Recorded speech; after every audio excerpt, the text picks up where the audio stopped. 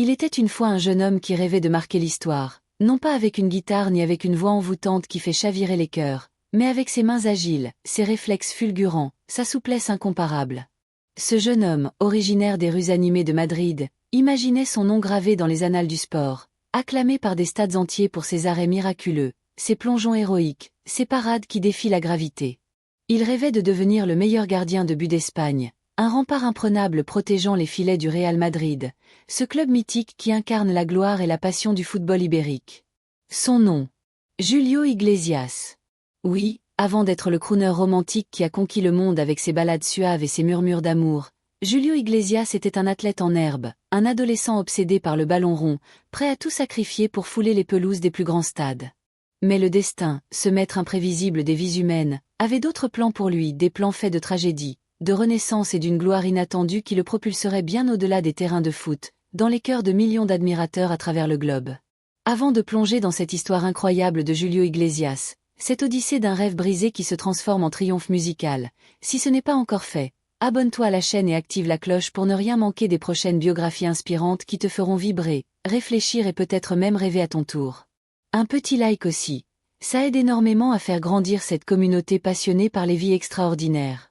Né le 23 septembre 1943 à Madrid, en pleine Espagne franquiste, une époque où le pays émergeait lentement des cicatrices de la guerre civile, Julio Iglesias grandit dans une famille respectable, imprégnée de valeurs traditionnelles et d'un certain confort bourgeois.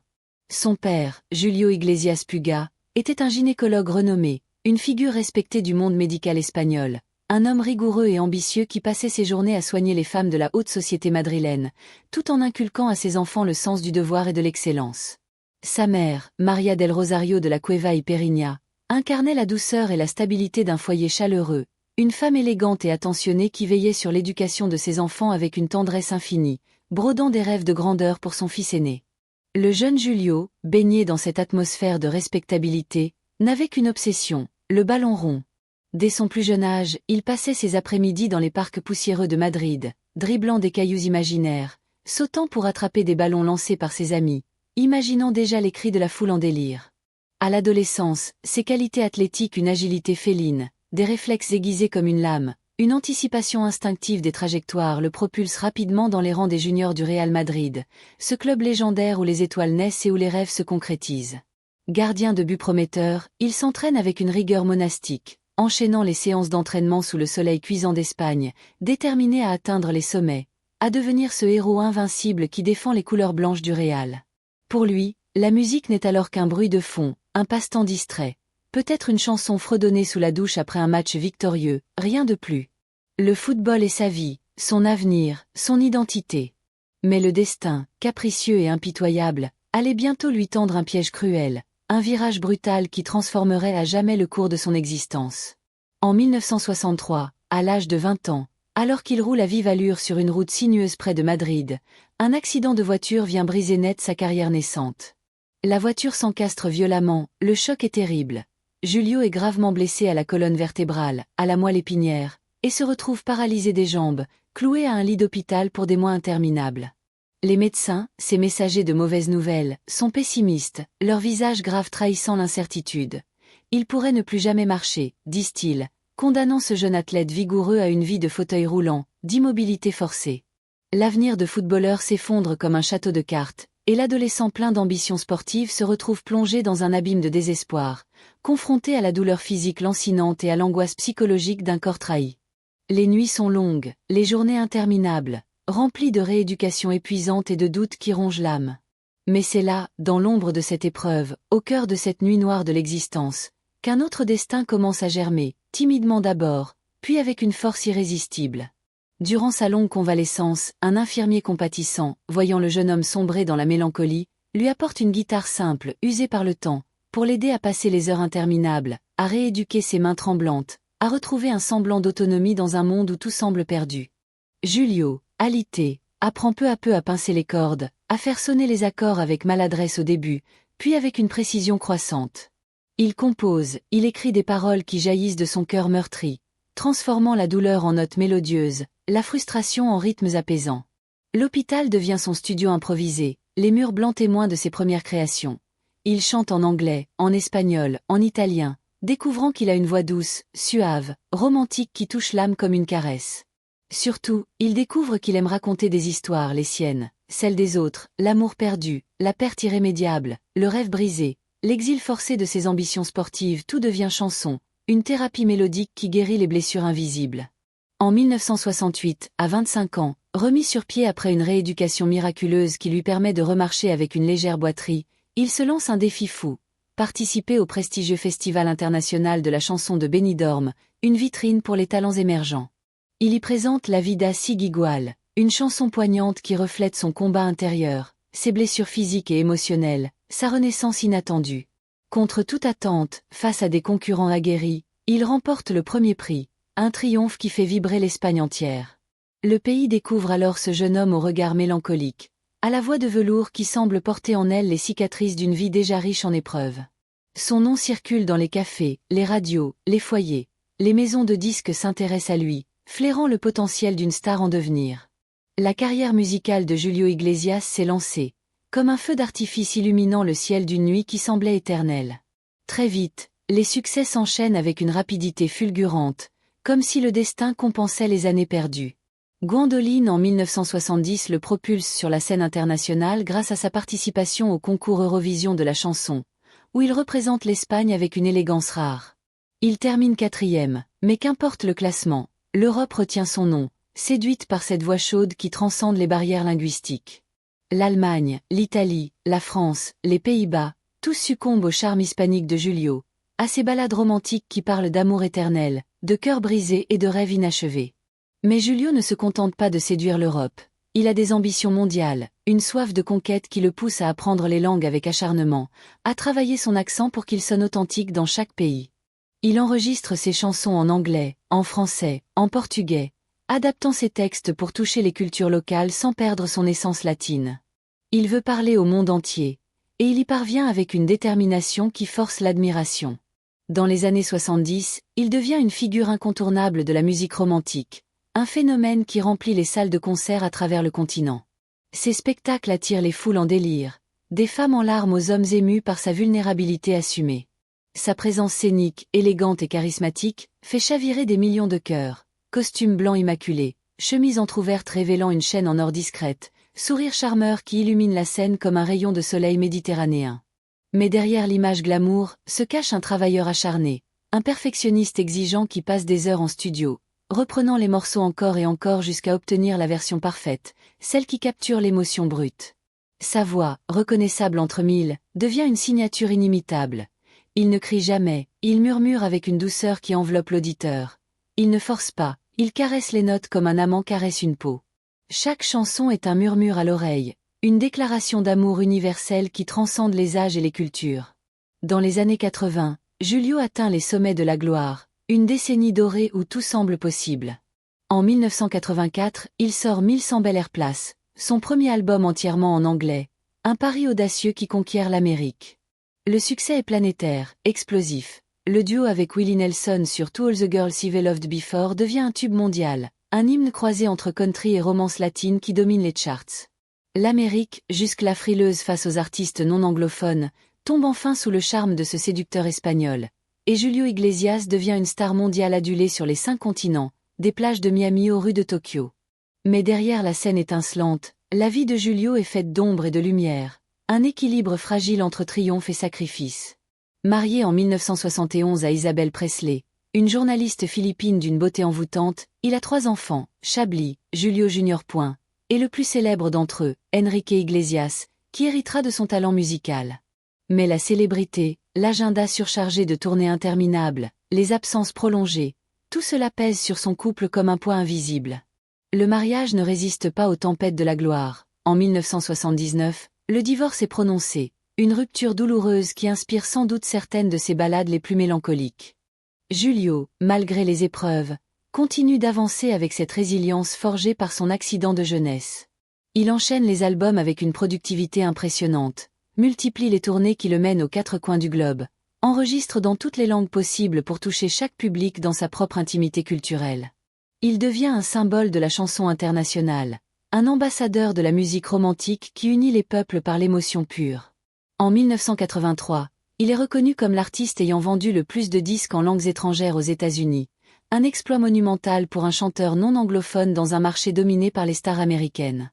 En 1988, il entre au Guinness Book des records pour avoir vendu plus de disques dans plus de langues que tout autre artiste. Des chiffres vertigineux qui témoignent d'un amour universel pour une voix, une présence, une façon unique de faire vibrer les cœurs avec simplicité et profondeur. Et pourtant, malgré les chiffres astronomiques, malgré les récompenses qui s'accumulent comme des trophées d'une vie bien remplie, Julio reste tout du moins discret, presque mystérieux. Peu enclin aux scandales qui font les délices des tabloïds, il préserve sa vie privée avec une élégance rare, fuyant les plateaux de télévision racoleurs pour préférer les studios sombres et les coulisses intimes. Sa vraie patrie, ce n'est pas l'Espagne natale, ni Miami où il réside souvent, ni Paris où il a conquis les cœurs. C'est la scène, cet espace sacré où il se sent vivant, connecté à son public comme à une famille élargie. À la fin des années 90, Julio prend un rythme plus calme, une respiration bien méritée après des décennies de courses effrénées. Il enregistre toujours, mais moins souvent, choisissant ses projets avec discernement, privilégiant les moments en famille qui deviennent son refuge. En 2010, il épouse officiellement Miranda Reinsburger, une ancienne mannequin néerlandaise d'une grâce naturelle, avec qui il partage déjà 5 enfants, Miguel, Rodrigo, les jumelles Victoria et Cristina, et Guillermo. Une nouvelle vie commence, plus apaisée, plus sereine, loin des projecteurs aveuglants, une vie où les rires des enfants remplacent les applaudissements des foules. Et pourtant, la légende demeure intacte, vivante dans chaque note qui résonne encore. En 2013, pour ses 70 ans, il sort un album rétrospectif intitulé 1, une compilation de ses plus grands succès réenregistrés avec une maturité nouvelle. Il y revisite ses classiques comme Hey ou Maître va avec la même intensité, la même chaleur veloutée qui a fait fondre des générations. Le public est au rendez-vous, fidèle et nostalgique. Les critiques saluent son élégance intemporelle, sa capacité à réinventer sans trahir. Car Julio Iglesias n'est pas un simple chanteur éphémère. C'est une époque, un style, une émotion palpable qui traverse les décennies.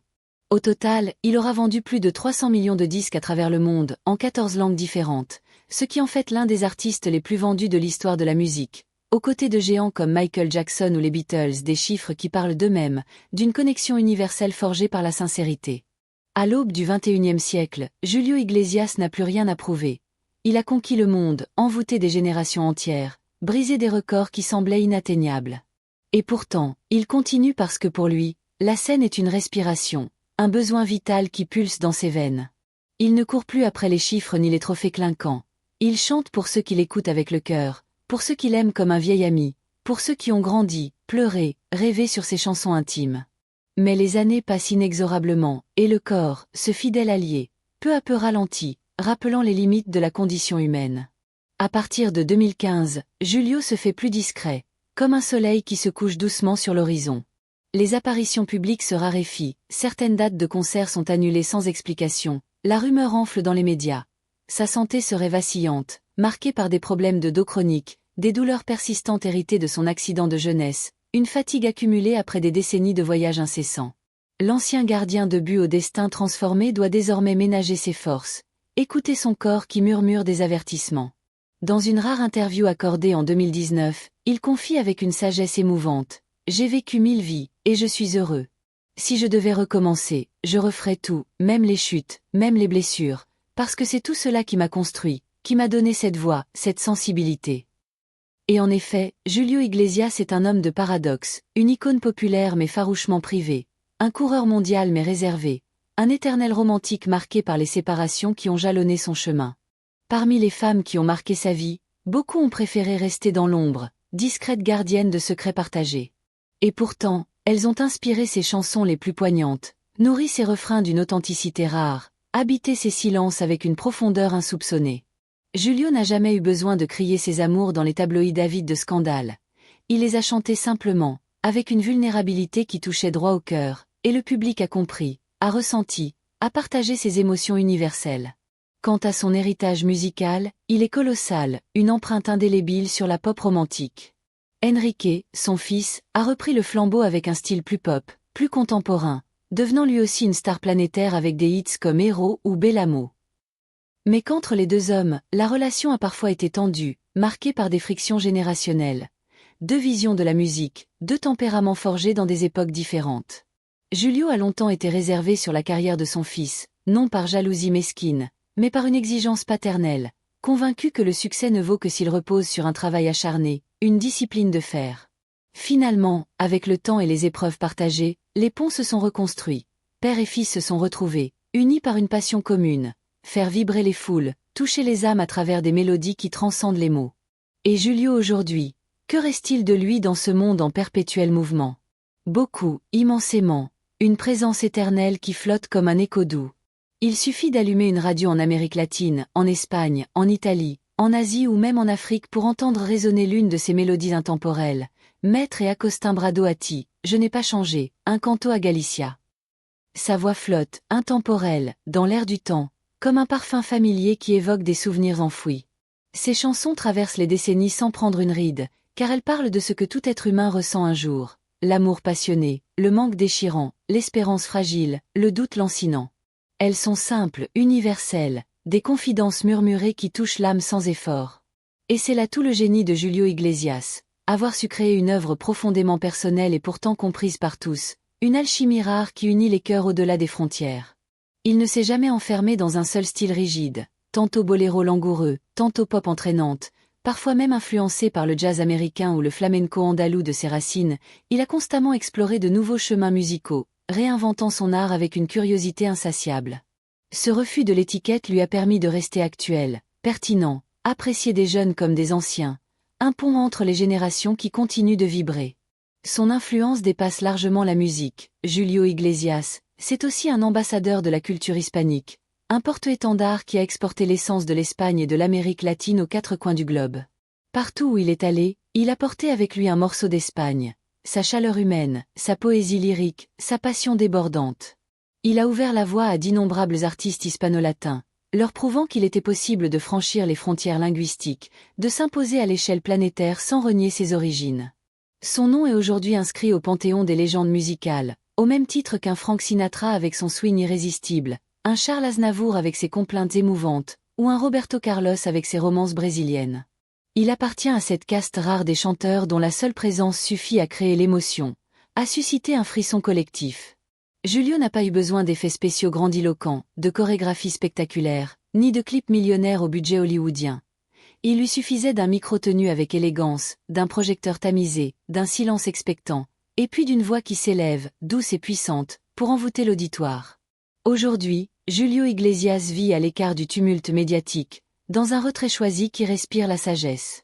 Entre ses résidences de Punta Cana en République dominicaine, avec ses plages immaculées et ses palmiers dansants, et Marbella en Espagne, où le soleil andalou caresse les collines, il savoure les plaisirs simples, le calme d'une mer turquoise, la compagnie de sa famille, les rires de ses petits-enfants qui illuminent ses journées. Il se fait rare, presque fantomatique dans les médias, mais toujours respecté, vénéré comme une légende vivante. Dans le cœur de ses fans, il reste ce gentleman romantique au sourire éternel, ce poète discret qui a su transformer ses peines en perles musicales.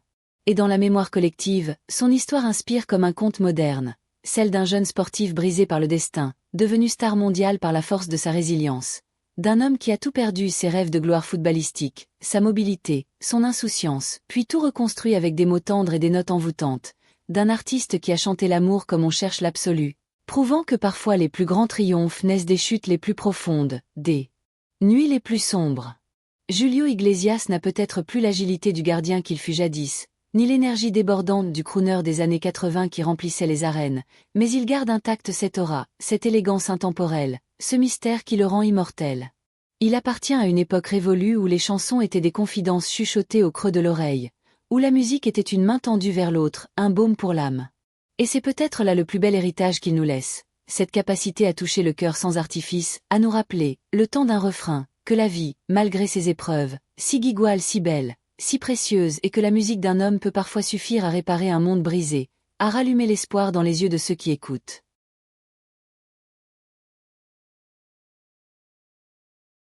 Voilà l'histoire incroyable de Julio Iglesias.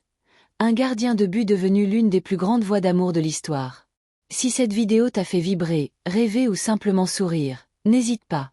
Mets un petit like. Abonne-toi et active la cloche pour ne rater aucune nouvelle histoire de légende. Et dis-moi en commentaire, quelle était ta chanson préférée de Julio? Ou quel destin brisé, triomphe tu aimerais que je raconte la prochaine fois? Merci d'avoir regardé jusqu'au bout, vous êtes les meilleurs.